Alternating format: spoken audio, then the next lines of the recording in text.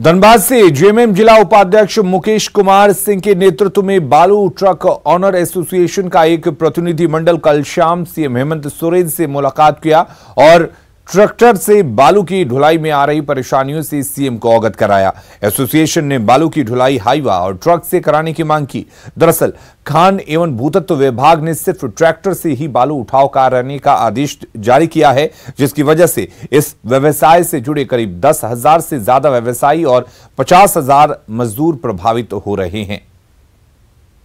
करीब 20-25 संख्या में हम लोग सैंड एसोसिएशन जो है धनबाद का, वो सभी लोग सीएम साहब से मिलने हम लोग आए थे, जिसका मेन मुद्दा था कि जो वहाँ परिवहन के लिए ट्रैक्टर से जो आदेश दिया गया है, वो ट्रैक्टर से सैंड कहीं पहुँच नहीं पा रहा है और बहुत महंगा पड़ रहा है। जो बालू पहुँच रहा है, जो बालू 20-22 में मिलता था, वो बालू आज 50-55 रुपया मिल रहा है।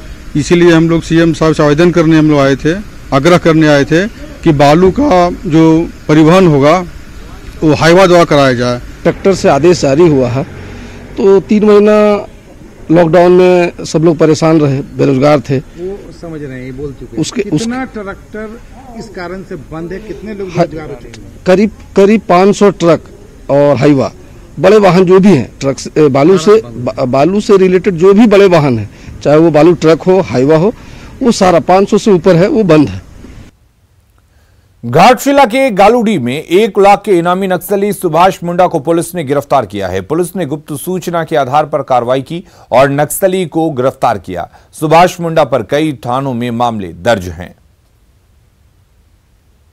काफी दिनों से आ रही थी कि वो हमारा जो इस क्षेत्र का जो सक्रिय दस्ता है, उसका ये सदस्य है, वो एक्चुअली अभी खेतीबाड़ी का समय है, उसमें खेतीबाड़ी करने के लिए वो अपना गाँव आ रहा था। तो काफ़ी दिनों से सूचना था कि आ रहा है वो, तो उसी सूचना के आधार पे हम लोगों ने अपने सीनियर अधिकारियों को ये सूचना दिया। तो हमारे जो सीनियर एसपी महोदय हैं, उसका दिशा निर्देश के अनुसार हम लोगों ने एक टीम का गठन किया, जिसमें मैं स्वयं लीड किया। उसमें साथ में हमारे एसडीपीओ घाटशिला थे और संतोष साहब जो घालोडी थाना से थे, उनके द्वारा एक छापामारी दल का गठन किया गया। गुमला में युवा उफनाई नदी में खतरनाक स्टंट करते हुए नजर आ रहे हैं। युवाओं की ये मस्ती जान जोखिम में डाल सकती है। इनका ये स्टंट खतरनाक हो सकता है। न्यूज़ 18 आपसे अपील करता है कि आप ऐसा स्टंट ना करें, क्योंकि आपकी जान काफी कीमती है। दरअसल भारी बारिश के बाद गुमला की कोयल नदी का जलस्तर काफी बढ़ गया है। नदी में बढ़ते जल स्तर के बाद लोगों की सुरक्षा पर चौकसी की व्यवस्था है, लेकिन खतरे के निशान छूने को बेताब इस नदी में युवाओं के खेल पर प्रशासन बेपरवाह नजर आ रहा है। तो तस्वीर आप देख सकते हैं किस तरीके से युवा अपने जान जोखिम में डालकर इस उफनाई नदी में छलांग लगाते हुए नजर आ रहे हैं, जो कहीं से भी ठीक नहीं है। और तस्वीरों में आप देखिए, ये तस्वीरें काफी खतरनाक है। इस तरह के स्टंट बिल्कुल ना करें, क्योंकि भारी बारिश के बाद से सभी नदियों का जलस्तर काफी बढ़ा हुआ है। नदियों के जलस्तर खतरे के निशान को छू रहे हैं। ऐसे में अगर आप स्टंट करते हैं इस तरह की जगहों पर, तो आपको चोट आ सकती है, आप डूब सकते हैं और आपकी जान काफी कीमती है। इस चीज को ध्यान में रखते हुए इस तरह के स्टंट बिल्कुल ना करें। न्यूज़ 18 आपसे इसकी अपील करता है। साथ ही प्रशासन को भी इस तरह की चीजों पर नजर रखना चाहिए ताकि किसी की जान ना जाए। प्रवासी मजदूर एक बार फिर महानगरों की ओर प्रस्थान करने लगे हैं। हालांकि इस बार कंपनियां इन मजदूरों को फ्लाइट का टिकट देकर बुला रही हैं। गढ़वा से 25 मजदूरों का जत्था फ्लाइट से मुंबई के लिए रवाना हुआ। इन मजदूरों को मुंबई की एक कंपनी ने फ्लाइट का टिकट देकर बुलाया है। मजदूरों ने बताया कि कंपनी ने इस बार पहले से ज्यादा सैलरी का भरोसा दिया है। इन मजदूरों में कई कोरोना बंदी में अपने घर लौट आए थे।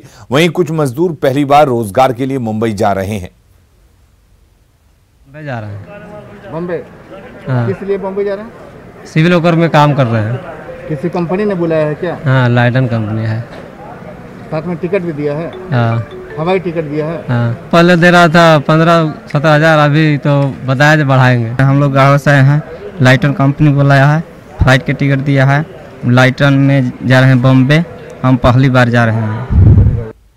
साहिबगंज में प्रवासी मजदूरों को रोजगार से जोड़ने की कवायद तेज हो गई है। जिले में उद्योग धंधों का विस्तार किया जा रहा है, साथ ही कृषि, डेयरी, पशुपालन और मछली पालन में भी लोगों को जोड़ा जा रहा है।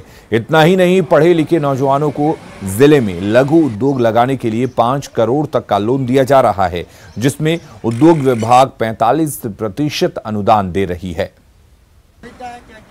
बिल्डिंग और मशीन पर जो भी लागत आएगा उसका 45% अनुदान देने जा रही है, दे रही है, और इसमें 5 करोड़ तक मैक्सिमम अनुदान दिया जाता है। तो 50% पैसा तो उसको तुरंत ही वापस हो गया, 50% वो अपना धीरे धीरे वापस करेंगे।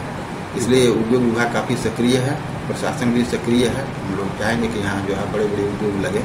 तो इसके लिए जो सब्जी का खेती है उसको हम लोग बढ़ावा दे रहे हैं, करीब 15,000 किसानों को जोड़ रहे हैं। साथ ही साथ जो अन्य तरह के कैश क्रॉप्स की खेतियाँ और भी कई तरह की खेतियाँ होती हैं उसका हम लोग डेटाबेस बना रहे हैं, उस पर हम लोग फोकस कर रहे हैं। साथ ही साथ डेयरी और फिशरीज पे हमारा है, करीब हम लोग 6,000 लोगों को डेयरी के हैं, उससे जोड़ करके उनको स्ट्रीमलाइन करके उनकी आमदनी बढ़ाने का प्लान किए हैं। 3,000 लोगों को हम लोग फिशरीज से जोड़ करके उनकी आमदनी बढ़ाने का प्लान किए हैं। इसी तरह से जो फॉरेस्ट प्रोड्यूस है, पत्तल मेकिंग है, ये सब करके हम लोग फॉरेस्ट प्रोड्यूस के लोगों को आमदनी बढ़ाने का है। तो ये एक सेल का हम लोगों ने